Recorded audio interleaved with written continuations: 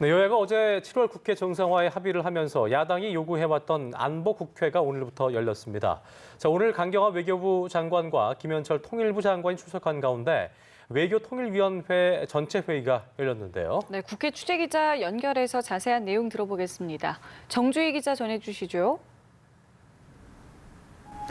네, 어제 3당 원내대표의 7월 국회 정상화 합의에 따라 운영위와 국방위, 외통위와 정보위 등 안보 관련 상임위원회들이 이번 주 줄줄이 예정돼 있습니다. 오늘은 우선 외통위만 열렸는데요. 강경화 외교부 장관은 일본의 경제보복과 관련해 다음 달 2일 일본이 한국을 수출 허가 신청 면제 대상에서 제외할 가능성이 크다며 실제 시행은 8월 하순경이 될 것으로 예상된다고 보고했습니다. 아울러 주한미군 방위비 분담금 협상과 관련해서 합리적 수준의 공평한 분담금을 협의해 나간다는 데 양국이 공감하고 있다고 밝혔습니다.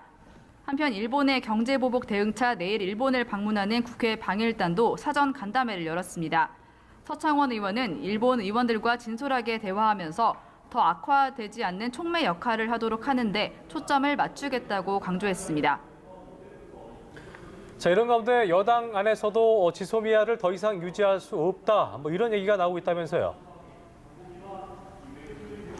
네, 그렇습니다. 여당인 민주당 안에서 한일 정보보호협정 지소미아를 폐기하자는 목소리가 점차 확산되는 모습입니다. 일본 경제침략대책특위 위원장을 맡고 있는 최재성 의원은 일본의 수출 규제 조치가 계속되는 한 지소미아를 유지할 수 없다고 밝혔습니다. 최 의원은 아베 정부가 비상식적인 태도를 보이고 외교적으로 풀어가겠다는 가능성을 보이지 않는 상태라며 일본이 화이트리스트에서 한국을 배제하면 지소미아 문제는 연장에 동의할 수 없음을 분명히 해야 한다고 말했습니다. 최 의원은 다만 이러한 입장이 당론은 아니라고 선을 그었는데요. 기자간담회를 연 민주당 이해찬 대표는 지소미아 폐기와 관련해서 동북아 평화를 위해 필요하지만 감정적으로는 경제 교류를 안 하면서 군사정보 교류를 하는 게 말이 되냐는 주장도 있다면서 종합적으로 감안할 때 좀 더 신중해야 할 문제라고 말했습니다. 국회 외통위 참석한 강경화 외교부 장관도 지소미아 폐기를 상황에 따라 검토할 수 있다고 밝혔습니다.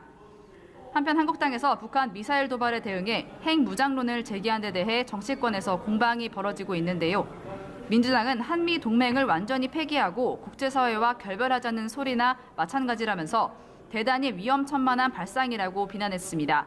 강경화 외교부 장관도 한국형 핵무장은 전혀 고려하지 않고 있다고 선을 그었습니다. 자, 여야는 모레 본회의를 열어서 추가 경정 예산안을 처리하기로 합의를 했는데요. 이 본회의 처리까지 시간이 얼마 남지 않았는데 심사는 재개가 됐습니까? 네, 여야 합의에 따라 추경안 심사도 오늘 오후부터 재개될 예정입니다. 합의한 대로 모레 추경안을 처리하려면 이틀도 채 남지 않아서 졸속 심사 우려가 나오고 있는 상황인데 여야는 여전히 큰 인식차를 보이고 있습니다. 민주당은 경제 활성화 추경임을 강조했는데요.